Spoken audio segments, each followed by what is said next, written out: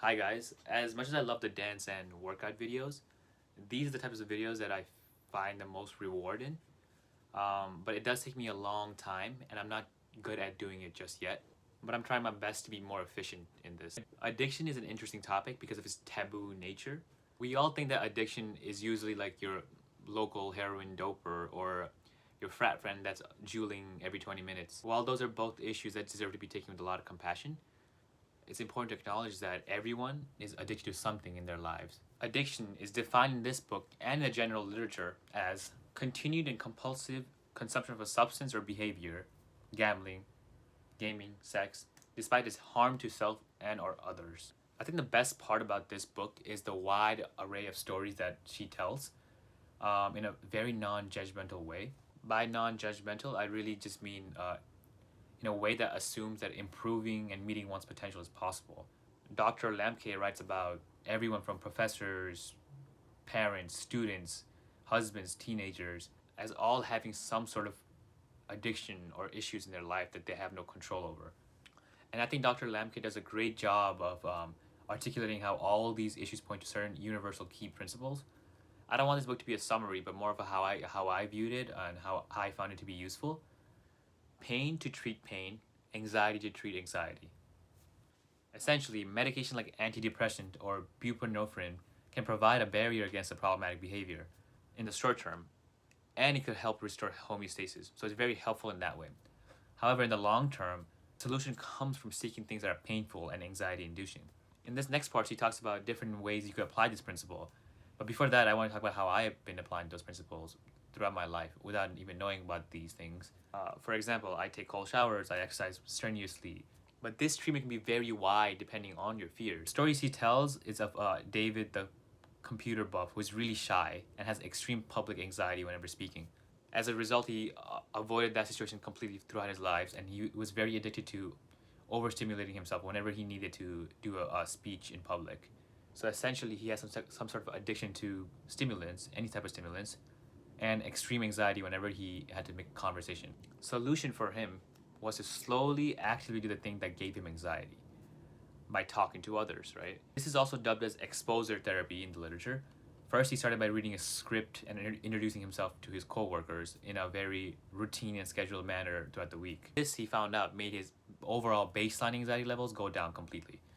So then he took the next step of talking to strangers in public and going out of his way to introduce himself, and now he pretty much has rid himself of that anxiety completely.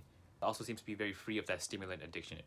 In a large contrast, Alex Hanold, the free climber known for doing extremely daring climbs like El Capitan Mountain in Yosemite, he didn't actually have fear of climbing because of his sharpened conditioning and mountaineering skills.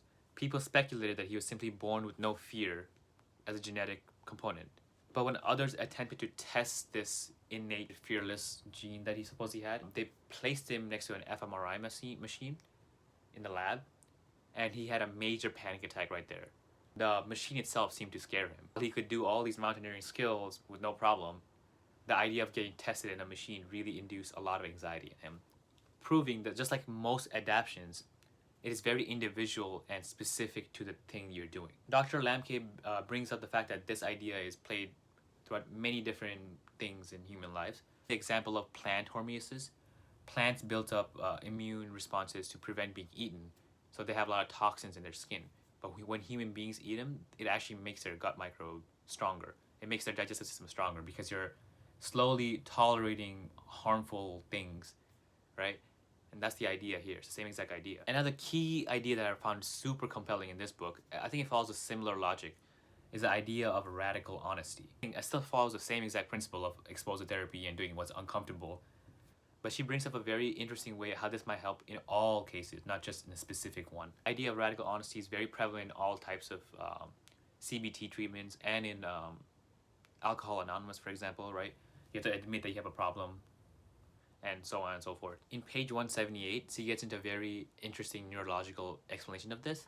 Electrically stimulating the prefrontal cortex, which is an area of the brain associated with decision making, impulse control, and delayed gratification, by itself increase the participants' honesty.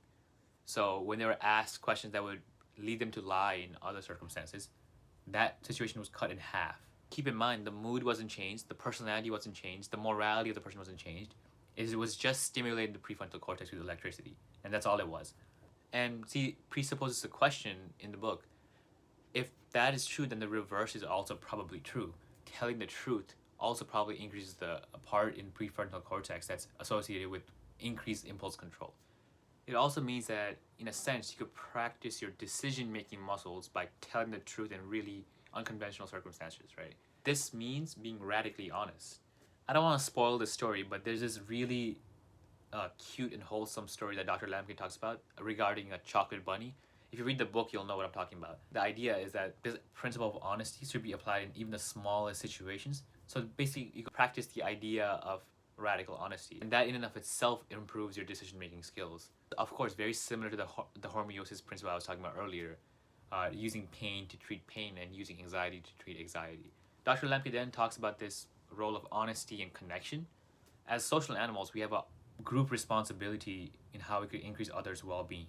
In this sense, he directly brings up the differences between accountability and shame.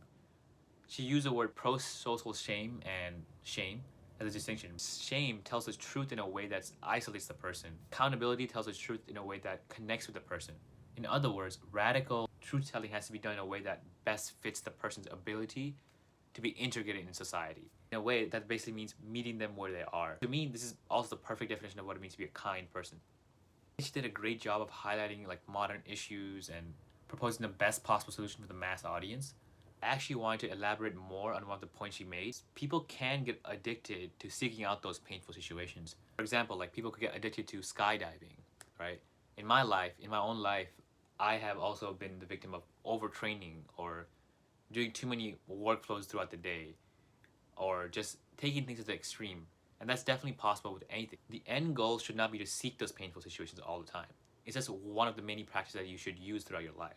One of the books that helped me the most with this idea is called The Book of Joy, Lasting Happiness in a Changing World. It's basically a conversation between the Archbishop Desmond Tutu and the Dalai Lama.